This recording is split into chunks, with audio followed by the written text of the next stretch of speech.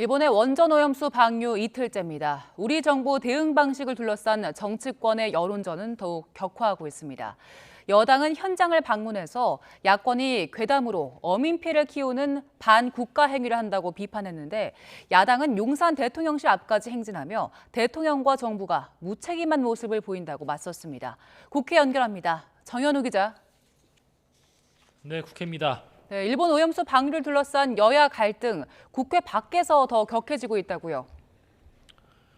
네, 국민의힘 지도부는 수협 중앙회를 찾아서 해양수산부로부터 오염수 관련 대책을 보고받고 수산업계 관계자들과 간담회도 진행했습니다.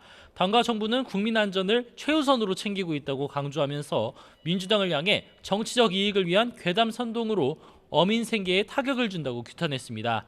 김기현 대표는 민주당이 광우병 괴담으로 재미를 봤던 나쁜 과거를 재현해서 당대표 사법 리스크 등을 덮으려 하는 물타기 의도가 있다고 지적했습니다. 들어보겠습니다. 우리 수산물에 방사능 색칠을 해서 어민과 수산업 종사들의 생계에 심대한 타격을 주는 일은 결코 허용될 수 없는 일이며 반국가적 행위의 다름 아닙니다.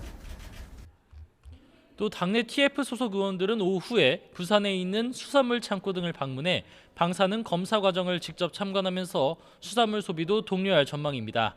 반면 민주당은 오늘 오전 용산 대통령실 앞까지 이어지는 행진을 진행하면서 원전 오염수 관련 장애투쟁에 박차를 가했습니다. 이재명 대표는 행진에 앞선 연설에서 어민과 수산업계를 지켜야 할 정부가 일본 대변인실보다 오염수 방류가 안전하다고 먼저 하는 것이 말이 되느냐고 규탄했습니다. 그러면서 오염수와 관련해 윤석열 대통령이 어떠한 말을 하는 것도 들어본 적이 없다면서 강하게 비판했습니다. 이 대표의 발언 들어보겠습니다.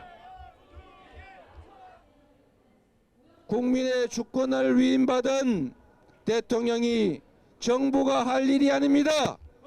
정부 여당이 어떤 일을 해야 되는가를 지금 이 자리에서 단단하게 가르쳐 줍시다, 여러분. 이러한 여론전 강화와 함께 민주당 원내에선 어제 당론으로 채택한 오염수 대응 4법을 9월 정기국회에서 처리하기 위해 속도를 내겠다는 방침입니다. 네, 오늘 잼버리 파행 사태 관련 질의를 하기로 했던 여가위 회의 파행됐다고요?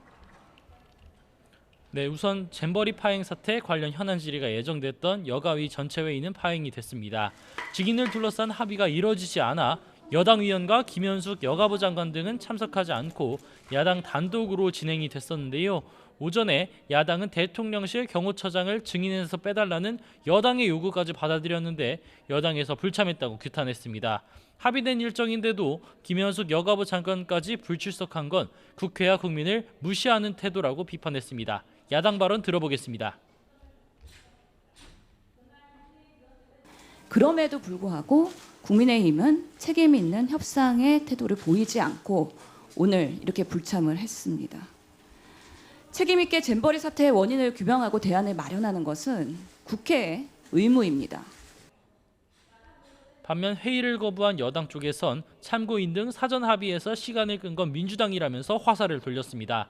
증인 명단과 관련해서도 그간 잼버리 유치를 준비해온 문재인 정부와 전라북도에 따질 필요가 있는데도 야당에선 현 정부 공격을 위한 물귀신 명단을 들고 나왔다며 맞섰습니다.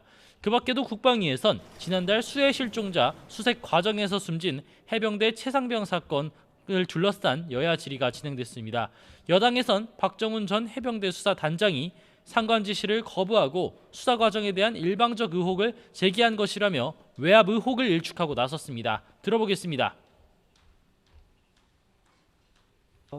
정리되지 않은 자기만의 생각을 외압 의혹이다 이런 식으로 하면서 군을 상당히 상처내는 발언을 많이 했다.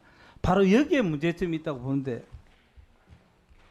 이에 야당에선 해병대 수사단장을 증인으로 불러 관련 의혹을 파헤쳐야 하는데 여당이 거부하고 있다고 반발하면서 진상조사를 위해선 특검을 추진할 수밖에 없다고 압박에 나섰습니다. 지금까지 국회에서 전해드렸습니다.